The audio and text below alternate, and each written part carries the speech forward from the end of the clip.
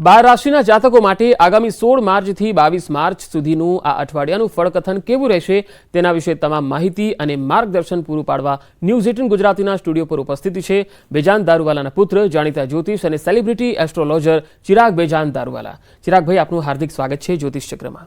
શ્રી ગણેશાય નમઃ. ચિરાગભાઈ, સૌથી પહેલાં તો દર્શકો ટીવી સ્ક્રીન પર ગોઠવાઈ ગયા છે પોતાનું ભવિષ્ય ફળ જાણવા માટે, ત્યારે આપણે રાશિફળથી જ શરૂઆત કરીશું. પહેલી રાશિ મેષ રાશિ માટે કેવું રહેશે આગામી સપ્તાહ? શ્રી ગણેશાય નમઃ. નમસ્કાર મિત્રો, કેમ છો? ઉમ્મીદ રાખું છું કે આપ બધા મજામાં હશો. મિત્રો, હું છું ચિરાગ દારૂવાલા અને આપણે દર રવિવારે સવારે મળીએ છીએ. હું આપ બધાને આગ્રહ કરીશ કે આપ અમારી સાથે દર રવિવારે સવારે જોડાઓ. જરૂરથી આપણને કંઈક ને કંઈક લાભ થશે. તો મિત્રો, આજે આપણે વાત કરીશું કે આવનારું આ અઠવાડિયું એટલે કે 16 માર્ચથી 22 માર્ચ 2025નું અઠવાડિયું આ બધા માટે કેવું રહેશે. શરૂઆત કરીએ મેષ રાશિથી. ગણેશજી કહે છે મેષ રાશિના જાતકો આ અઠવાડિયે વ્યવસાયમાં ભાગ્ય તમારો સાથ આપશે. અટકેલા કાર્યો પૂર્ણ થશે. જો તમે કોઈ મોટું રોકાણ કરવાનો વિચાર કરી રહ્યા છો તો એના માટે પણ આ અઠવાડિયું તમારા માટે લાભકારક સાબિત થશે. કોઈ પણ પ્રકારનું રોકાણ કરતાં પહેલાં વિશેષજ્ઞની સલાહ અવશ્ય લેજો. વડીલોની સલાહ લઈને તમે રોકાણ કરશો તો ખરેખર તમને એનું જે રિટર્ન છે, એનું જે આઉટકમ છે એ બહુ જ સારી માત્રામાં જોવા મળશે. આ અઠવાડિયે જે લોકો કોઈ પણ પ્રકારનું સોદા કરવા માંગે છે, નવા સોદાઓ પણ તમને સારું લાભ આપશે. અને સ્ટાર્ટઅપ માટે પણ આ અઠવાડિયું છે. લાંબા ગાળાના રોકાણ માટે આ બહુ જ યોગ્ય સમય છે. લોંગ ટર્મ ઇન્વેસ્ટમેન્ટ એટલે એનાથી તમને સારું લાભ મળી શકે છે. લગ્ન કરવાનું વિચાર કરી રહ્યા છો, સારા પાત્રો નહોતા મળતા, તો આ અઠવાડિયે તમારા લગ્નની વાત થઈ શકે છે. સારા પાત્રો તમને મળી શકે છે. બીજું, જો તમે તમારા રિલેશનશિપને નેક્સ્ટ લેવલ ઉપર લઈ જવા માંગો છો, તમારા પાર્ટનરને તમારા પરિવારના સદસ્યો સાથે ઇન્ટ્રોડ્યુસ કરવાનું વિચાર કરી રહ્યા છો, તો મેષ રાશિના જાતકો એના માટે પણ આ અઠવાડિયું જબરદસ્ત રહેશે. એમ કહી શકો છો કે તમારી પર્સનલ લાઈફ અને તમારી પ્રોફેશનલ લાઈફ બંનેમાં આ અઠવાડિયે કંઈક પરિવર્તન, કંઈક બદલાવ જોવા મળશે. અઠવાડિયું તમારું સારી રીતે નીકળશે. બીજી રાશિ વૃષભ રાશિ. ગણેશજી કહે છે વૃષભ રાશિના જાતકો અત્યારે નહીં તો ક્યારે નહીં, જે કરવું છે કરી નાખો. આળસનો ત્યાગ કરો. થોડુંક તમને હવે એક્ટિવ થઈ જવાની જરૂર છે. બીજું, કોઈના ભરોસે બેઠા ના રહેતા. કોઈના ભરોસે બેઠા રહેશો તો તમારો ભરોસો તૂટી શકે છે અને નિરાશાઓનો સામનો કરવો પડી શકે છે. એટલે આ વાતનું ખાસ ધ્યાન રાખજો. પરિવારમાં પ્રેમ અને સંવાદિતા રહેશે. કરિયર અને બિઝનેસમાં પ્રગતિની નવી તકો તમને મળશે. વ્યવસાયમાં કોઈના પ્રભાવ હેઠળ કોઈ પણ નિર્ણય ના લેતા. તમને તમારી વાણી અને વર્તન ઉપર નિયંત્રણ રાખવું પડશે. કોઈ પણ જગ્યાએ ઉત્તેજિત ના થઈ જતા. કામ અને ઘરની જવાબદારીઓનો બોજ રહેશે. વૃષભ રાશિના જાતકો જે લોકો એક્સપાન્ડ કરવાનું વિચાર કરી રહ્યા છે, પોતાનું વ્યવસાયને વધારવાનું વિચાર કરી રહ્યા છે, સારા રોકાણકારો શોધી રહ્યા છો, તો સારા રોકાણકારો તમને મળી શકે છે. એમ ગણી લો કે આ અઠવાડિયું એક્સપાન્શનનું અઠવાડિયું છે. તમે જે કાર્ય સાથે જોડાયેલા છો એમાં તમને બદલાવ જોવા મળશે. જે લોકો નોકરી કરી રહ્યા છે, સારી ઓપોર્ચ્યુનિટીઝ, સારી જગ્યાએથી નોકરીની તકો પણ તમને મળી શકે છે. વૃષભ રાશિના જાતકો બસ એટલું ધ્યાન રાખજો, અત્યારે નહીં તો ક્યારે નહીં, એટલે નિર્ણય લઈ લો અને ધીમે ધીમે જીવનમાં આગળ વધો. આ અઠવાડિયું તમારું સારી રીતે નીકળશે. ત્રીજી રાશિ મિથુન રાશિ. ગણેશજી કહે છે મિથુન રાશિના જાતકો બહુ જ મહેનત કરો છો, બહુ જ પ્રયાસ કરો છો, સફળતા નથી મળતી. પણ આ અઠવાડિયે તમે જે પણ ક્ષેત્રમાં પ્રયાસ કરશો, પ્રયત્ન કરશો, એમાં તમને સફળતા મળી શકે છે. શેર બજારમાં રોકાણ આપણા માટે ફાયદાકારક સાબિત થશે. સારું રિટર્ન તમને મળી શકે છે. કોઈ ધાર્મિક યાત્રા ઉપર જવાનું વિચાર કરી રહ્યા છો, બહુ જ પ્રયત્નો કરતા હતા, નહોતું જવાતું, પણ આ અઠવાડિયે ધાર્મિક યાત્રાના પણ બહુ જ સારા યોગો દેખાય છે. મિથુન રાશિના જાતકો વેપારમાં, વ્યવસાયમાં કોઈ પણ પ્રકારનું ફેરફાર આપણા માટે લાભદાયક સાબિત થશે. જો તમારું સપનું પૂર્ણ થઈ શકે છે. તમારું સપનું શું હતું? પોતાનું ઘર લેવાનું, પોતાનું વ્હીકલ લેવાનું. એટલે આ અઠવાડિયે એમાં પણ તમને સારી ઓપોર્ચ્યુનિટીઝ અને એમાં પણ તમને સક્સેસ જોવા મળશે. મિથુન રાશિના જાતકો, કોઈ પણ પ્રકારનું બદલાવ આપણા માટે ફાયદાકારક સાબિત થશે. અને પાસ્ટમાં તમે જે રોકાણ કરેલું છે, જેનું રિટર્ન તમને નહોતું મળતું, તો એનું સારું રિટર્ન મળી શકે છે. બીજું, કોઈ પણ જગ્યાએ તમે રોકાણ કરવાનું વિચાર કરી રહ્યા છો તો પ્રોપર પેપર વર્ક જોઈને, બધું વાંચીને લીગલ વેથી કરશો પ્રોપરલી, તો આવનારા સમયમાં તમને વાંધો નહીં આવે. નકર તો તકલીફો વધી શકે છે. એટલે આનું ખાસ મિથુન રાશિના જાતકો ધ્યાન રાખજો. બાકી આ અઠવાડિયું તમારું સારી રીતે નીકળશે. ચોથી રાશિ, કર્ક રાશિ. ગણેશજી કહે છે, કર્ક રાશિના જાતકો, તમને તમારા વ્યક્તિત્વમાં સકારાત્મક પરિવર્તન જોવા મળશે. વેપારના કામ માટે વિદેશ જવાની પણ તક તમને મળી શકે છે. બીજા રાજ્યમાં પણ તમે કામના અર્થે જઈ શકો છો. નોકરિયાત લોકો માટે અચાનક કંઈક મોટી ખુશી મળી શકે છે. અને એમ કહી શકો છો કે સારી ઓપોર્ચ્યુનિટીઝ તમને મળી શકે છે. સિનિયર્સનો, બોસીસનો સહયોગ રહેશે. અને જે લોકો આર્ટ ફિલ્ડ સાથે જોડાયેલા છે, મ્યુઝિક ઇન્ડસ્ટ્રી સાથે જોડાયેલા છે, કમ્યુનિકેશન ફિલ્ડ સાથે જોડાયેલા છે, અથવા તો ટેકનોલોજી સેક્ટર સાથે જોડાયેલા છે, નવું કામ, નવી ઓપોર્ચ્યુનિટીઝ અને બદલાવ, એટલે કે તમે એક શહેરમાંથી બીજા શહેરમાં ટ્રાન્સફર લેવાનું વિચાર કરી રહ્યા છો, ચેન્જ કરવાનું વિચાર કરી રહ્યા છો કર્ક રાશિના જાતકો, તો એ પણ આપણા માટે આ અઠવાડિયે શક્ય છે. આ અઠવાડિયે એવું ઘણું બધું થઈ શકે છે કે જેનું કદાચ તમે વિચાર પણ નહીં કર્યું હોય. સરપ્રાઇઝિંગલી, એટલે અચાનક આપણી સાથે ઘણું બધું થઈ શકે છે. બહેન કે ભાઈના લગ્નને લઈને ઘરમાં ચર્ચાઓ થઈ શકે છે. વિદ્યાર્થીઓએ એકાગ્રતા સાથે કામ કરવું પડશે. તમને તમારા વિઝન ઉપર ધ્યાન આપવું પડશે. લાપરવાહી ના રાખતા, થોડુંક એક્ટિવ રહેશો, એના પ્રત્યે પૂરા ડેડિકેટેડ રહેશો, તો તમને આવનારા સમયમાં આગળ વધતા કોઈ નહીં રોકી શકે. કર્ક રાશિના જાતકો, અઠવાડિયું તમારું જબરદસ્ત નીકળશે, જે કદાચ તમે વિચાર પણ નહીં કર્યું હોય. પાંચમી રાશિ, સિંહ રાશિ. ગણેશજી કહે છે, સિંહ રાશિના જાતકો, તમે કોઈ પણ કાર્ય કરી રહ્યા છો તો પહેલાંથી કોઈની આગળ ચર્ચા ના કરતા. ચર્ચા કરશો તો કામ થતાં થતાં અટકાઈ શકે છે. પૈતૃક સંપત્તિના વિવાદમાં નિર્ણય આપણા પક્ષમાં આવી શકે છે. વિદ્યાર્થીઓને સારા સમાચાર પણ સાંભળવા મળી શકે છે. એમ ગણી લો કે તમારું જે રિઝલ્ટ હતું એ બહુ જ પોઝિટિવ આવશે, જે એક્સપેક્ટેડ હતું જ નહીં તમારાથી. આ અઠવાડિયું સુખ અને સૌભાગ્ય બંને લઈને આવ્યું છે.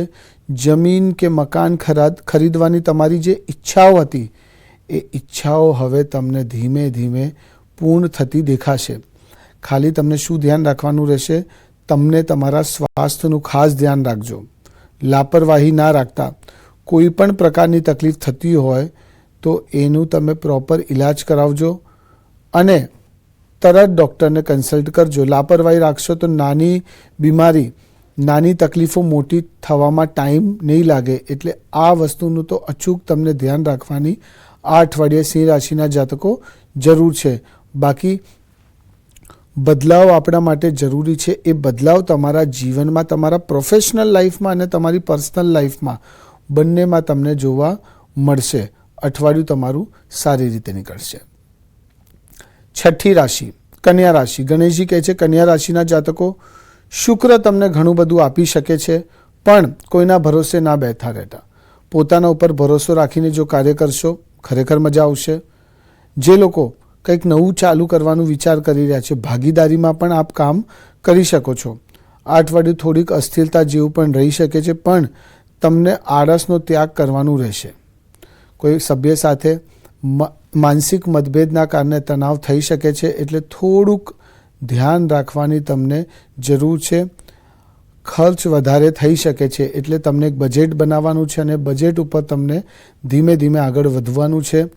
કન્યા રાશિના જાતકો, એમ ગણી લો કે કોઈ પણ સ્કીમમાં રોકાણ કરતી વખતે તમને ખાસ ધ્યાન રાખવાની જરૂર છે.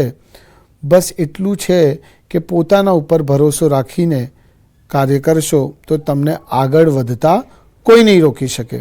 કન્યા રાશિના જાતકો, અઠવાડિયું તમારું જબરદસ્ત નીકળશે અને પરિવારના સદસ્યો સાથે મતભેદ થઈ શકે છે, અનબનાવ થઈ શકે છે, એટલે એનું પણ તમને ખાસ ધ્યાન રાખવાની જરૂર છે.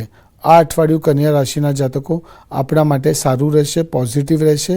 આગળ વધો. 7મી રાશિ તુલા રાશિ. ગણેશજી કહે છે તુલા રાશિના જાતકો, તમારા જીવનમાં જે અસ્થિરતા હતી, જે ઉતાર ચઢાવ ચાલી રહેલું, એ ઉતાર ચઢાવ હવે તમને દૂર થતું દેખાશે. અસ્થિરતા દૂર થશે. તમારી લાઈફ હવે ધીમે ધીમે સ્થિર થતી તમને દેખાશે. સારા સમાચાર મળવાથી તમારું જે મન છે એ બહુ જ પ્રસન્ન રહેશે. બચત યોજનાઓમાં રોકાણ કરવા માટે આ અઠવાડિયું બહુ જ લાભકારક છે. મિલકત સંબંધિત મામલાઓનો નિકાલ આવશે. આ સપ્તાહમાં મોટી સફળતા મળવાની પણ શક્યતા છે. તમારા પાર્ટનર સાથે એટલે વૈવાહિક જીવનમાં મનમુટાવ થઈ શકે છે, ડિસ્પ્યુટ્સ થઈ શકે છે, એટલે મનને શાંત રાખવાની જરૂર છે. તુલા રાશિના જાતકો, આ અઠવાડિયે તમે જેટલું શાંત રહેશો એટલું તમે ધીમે ધીમે આગળ વધતા જશો અને તમારી મુશ્કેલીઓનો પણ અંત આવતું તમને દેખાશે. આ અઠવાડિયે અટકેલા પૈસા પાછા તમને મળી શકે છે અને વેપારમાં પણ સારો લાભ મળી શકે છે. જે લેડીઝ છે, જે હાઉસવાઈફ છે, જે ઘરેથી કંઈ કાર્ય કરવા માંગે છે, તો આ અઠવાડિયે તમે જે ડિસિશન્સ નહોતા લઈ શકતા એ ડિસિશન, એ વિચારો તમે લઈ શકો છો અને એના ઉપર ધીમે ધીમે જો આગળ વધશો તો ખરેખર તમારો ડંકો 100% તુલા રાશિના જાતકો વાગશે અને આપ પોતાને એક અલગ મુકામ ઉપર લઈ જઈ શકશો. અઠવાડિયું તમારું જબરદસ્ત નીકળશે. 8મી રાશિ વૃશ્ચિક રાશિ. ગણેશજી કહે છે વૃશ્ચિક રાશિના જાતકો, તમે તમારી જે એનર્જી છે, તમારી જે ઉર્જા છે એ ખોટી જગ્યાએ વાપરી નાખો છો. તમને એક ટાઈમ ટેબલ બનાવવાની જરૂર છે અને એ ટાઈમ ટેબલ ઉપર તમે જો કાર્ય કરશો તો ખરેખર તમને મજા આવશે. તમારા વ્યવસાયને વિસ્તાર કરવાનું પણ તમે વિચાર કરી શકો છો. ઓપોર્ચ્યુનિટીઝ પણ તમને મળશે. અપરિણિત લોકોના લગ્ન પણ નક્કી થઈ શકે છે. વરિષ્ઠ અને જુનિયર બંને તરફથી તમને સારો સહયોગ મળશે. વૃશ્ચિક રાશિના જાતકો, પ્રમોશન અથવા તો ટ્રાન્સફર પણ આવી શકે છે અને તમે જે ધાર્યું હતું એવું જ થશે. આ અઠવાડિયે તમને ઘણા બધા ઓફર્સ આવશે. ઘણા બધા ઓફરની સાથે સાથે ઇન્વેસ્ટર્સ પણ તમને મળી શકે છે. એટલે એ કેવી રીતે લેવું, કેવી રીતે એમાં આગળ વધવું એ આપણા ઉપર નિર્ભર કરે છે. પણ મને લાગે છે કે આ અઠવાડિયું તમે થોડુંક ચાલાકાઈ, થોડુંક સ્માર્ટલી કાર્ય કરશો તો તમને આગળ વધતા કોઈ નહીં રોકી શકે. પ્રમોશનમાં પણ સારા યોગ છે અને સાથે સાથે જો તમે નોકરી બદલવાનું વિચાર કરી રહ્યા છો તો એના પણ તમને સારા ઓપોર્ચ્યુનિટીઝ જોવા મળશે. શુભ ચિંતકોની સલાહ લેતા ના ભૂલતા. આ અઠવાડિયું તમને ખરેખર મજા આવશે અને તમને તમારા જીવનમાં ખુશીઓનું આગમન થતું દેખાશે.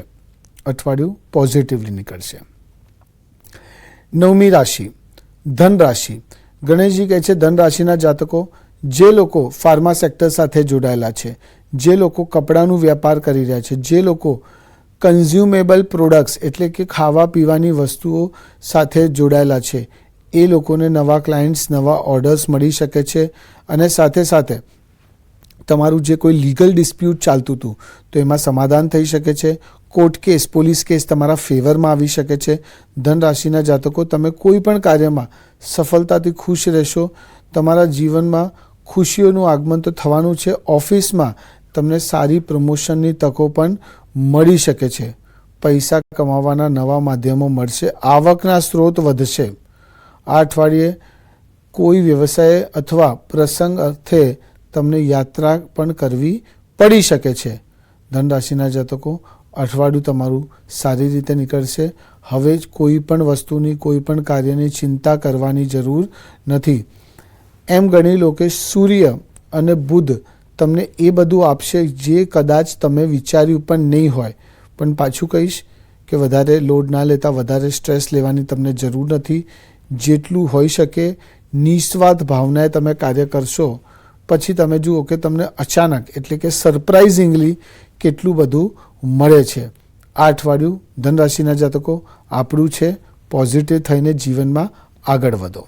બિલકુલ. આગળ આપણે મકર, કુંભ અને મીન રાશિની વાત કરીશું, પરંતુ હાલ સમય છે એક નાનકડા વિરામનો. વિરામ બાદ પાછા ફરીશું ત્યારે એ ઉપાય પણ જાણીશું કે જે લોકોના લગ્ન નથી થઈ રહ્યા અથવા તો વિલંબ થઈ રહ્યો છે તો કયા ઉપાયો કરવા, જાણીશું એક બ્રેક બાદ.